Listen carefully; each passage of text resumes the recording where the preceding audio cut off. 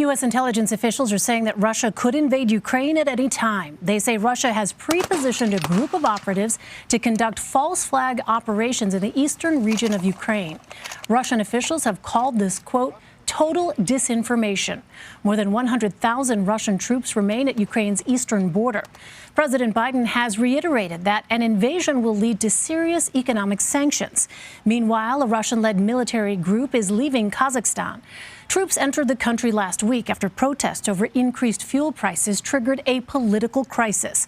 Dozens were killed and thousands injured in the violence. United States diplomat George Krol is with me now. He served as an ambassador to Kazakhstan, Uzbekistan, and Belarus before retiring in 2018. He is a global fellow for the Wilson Center. Ambassador, welcome. Thanks very much for being with us. What might Russia be expecting from Kazakhstan in return for their assistance in stabilizing the country? Well, I believe that Russia is getting what it wants and expects, as is Kazakhstan, and that is the continued alliance with Kazakhstan and its government, which Kazakhstan was always very closely allied to Russia. Russia is very important to Kazakhstan, and in Kazakhstan's internal crisis, which is not just a crisis over the economy and popular dissatisfaction, but also a crisis within the governing elite, that having Russian forces, even symbolically, and those of the collective security force on their soil certainly was important for the Kazakhstani authorities to show that the authorities of President Tokayev had the support of the major power that is so important to Kazakhstan's security, its economy, and the like. Kazakhstan is deeply and closely allied and with Russia. And so I think this is, for both sides, it was considered necessary, and also for the Russians to see and that the Kazakhstani government will remain a very close ally of Russia and the other partners of the Collective Security Treaty Organization. In fact, Russia has differing relationships with former nations of the USSR. How have some former Soviet states remained more aligned with Russian interests, and others have taken a more oppositional trajectory? Well, countries like Kazakhstan and Belarus, Armenia, and other republics of the former Soviet Union recognize quite clearly the importance of their relationship with the Russian Federation. Kazakhstan itself has a 7,000-kilometer border with Russia, as well as 20% of its population is ethnically Russian living along that border.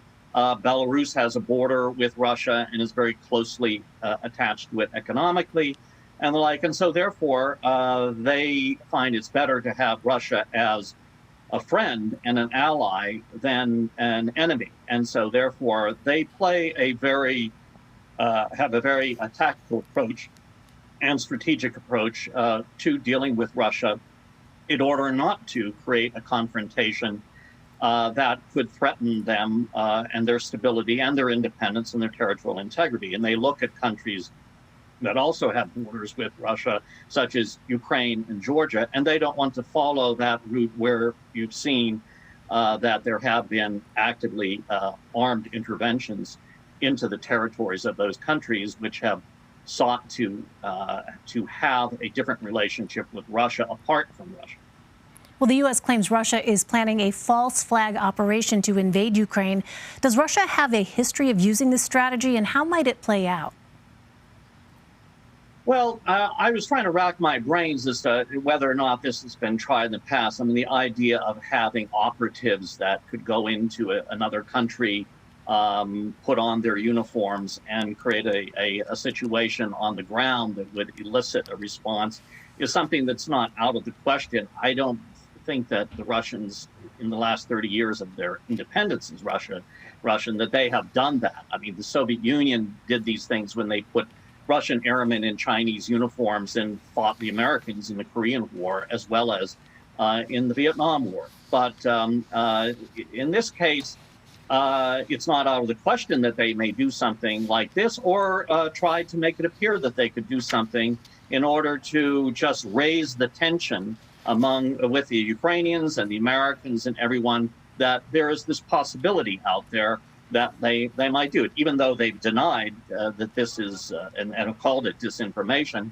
But it could be disinformation or putting out intelligence and even putting out things that would be very convincing in order to basically frame the situation in order to increase the tension at the border and keep the Ukrainians and the Americans just wondering and guessing. That's a tactic that Russia has and many other countries do pursue as a policy.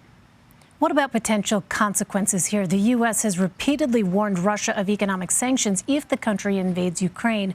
The U.S., of course, deployed a number of sanctions after Russia's 2014 forcible annexation of Ukrainian territory. What other tools does the American government have to pressure Russia? Well, other than economic sanctions, which have their limitations. I mean, after all, Russia has lived under serious economic sanctions, and I know that these new ones that are would be even more devastating, perhaps, to the Russian economy, or cutting it off from its engagement with economies in Europe, the United States, and elsewhere. But the Russians do have a big ally and economic partner in China.